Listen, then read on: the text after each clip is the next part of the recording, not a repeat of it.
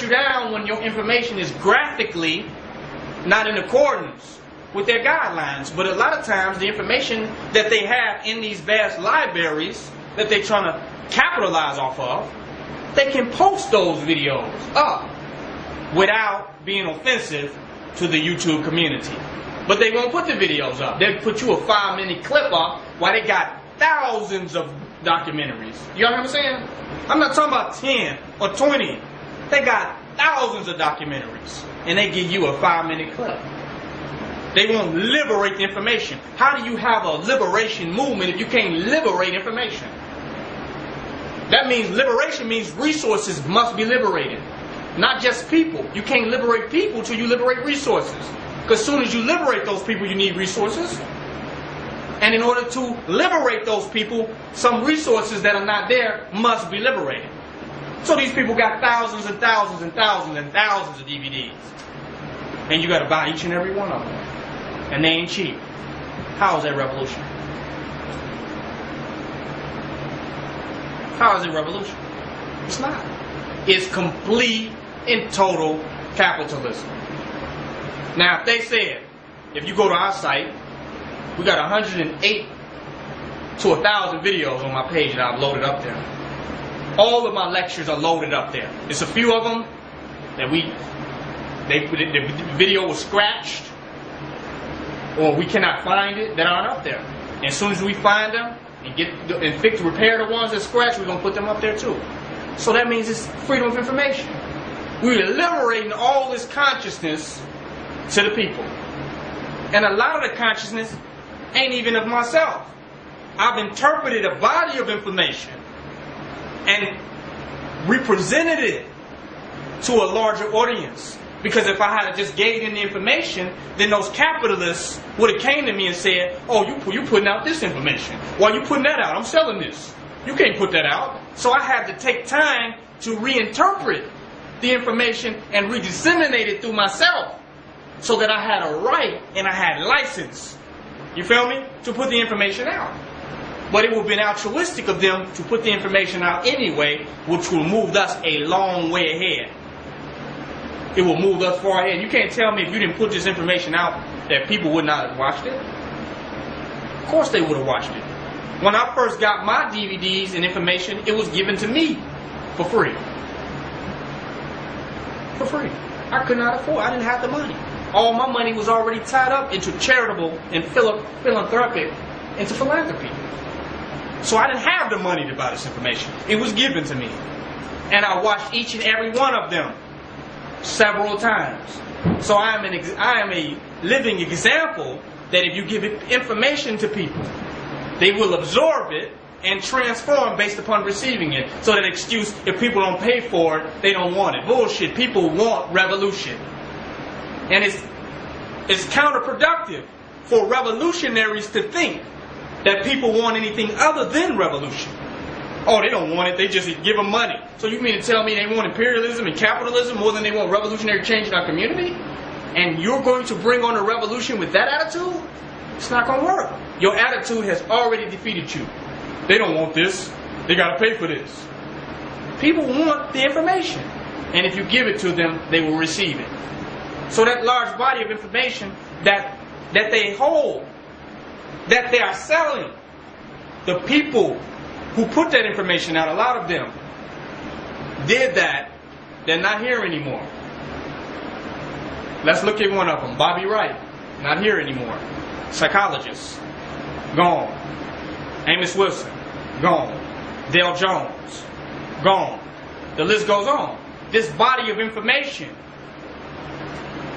even I think Ivan Van Sertima, gone. This large body of information they put out to wake the consciousness of people up. But now it's being held by individuals where it would only get to the people if it is sold. Is this right? What was the intention of those people who put that information out? What was their intention? Did they put out the intention for one person to hold this information? Did they put this information out for one person to hold it and make money off of it? Why was Amos Wilson, who wrote the blueprint for Black Power, why was Dale Jones and Amos Wilson, why was they speaking? Ishaka Musa Boroshango, Dr. Khalid Muhammad. Why was they speaking? So that some individual can sit in a corner store and make money? Or were they speaking because they wanted to bring about liberation? So now you capitalizing off a body of information that was put together and created at its origin for liberation. It's now used to strengthen capitalism. If I'm wrong, then Amos Wilson and Khalid Muhammad did not speak for liberation. Then they were capitalists as well. Am I right? You would have to assume that. But if they was really revolutionary, then they knew the importance of the information they had being distributed. They knew the importance. And if they know the importance, how important do the people that are holding this information feel that it is in how it relates to the revolution of our people? That's a fact. So if we want to wake people up, we must liberate information. We must liberate spaces, properties, houses, food, clothing, shelter, all this, medicine. These resources must be liberated. And not just from the white man, from wherever they are being held. Y'all hear what I'm saying?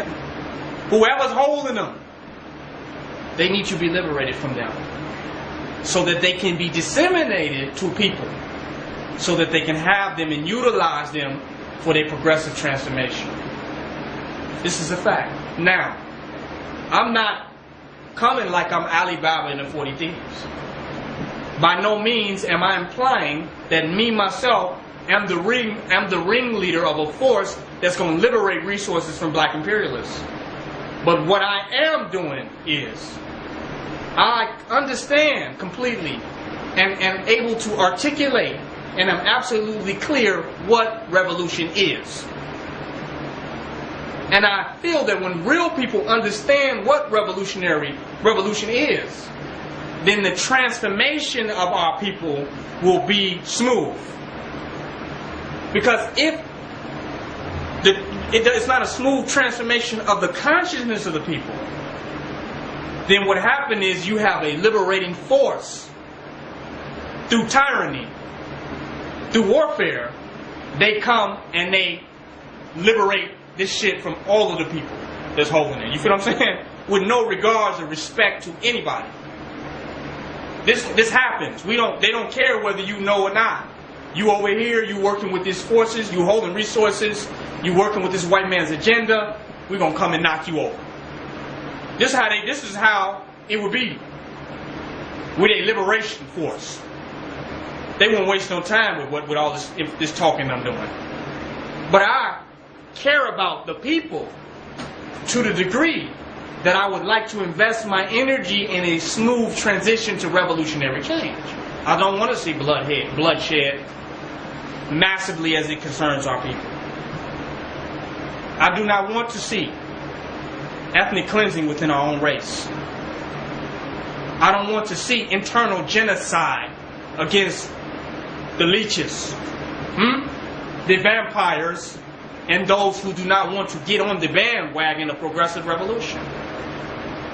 Especially if it is an issue of consciousness.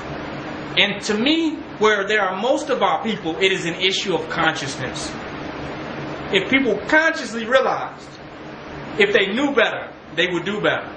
So my methodology is to teach and educate the people truly about revolution, conscious development, and enlightenment to nation building. That's my job. But while doing my job, I am a vanguard to truth. While I am not an aggressive attacker of our people, it's not what I am. But I will vanguard with an army the process of the dissemination of truth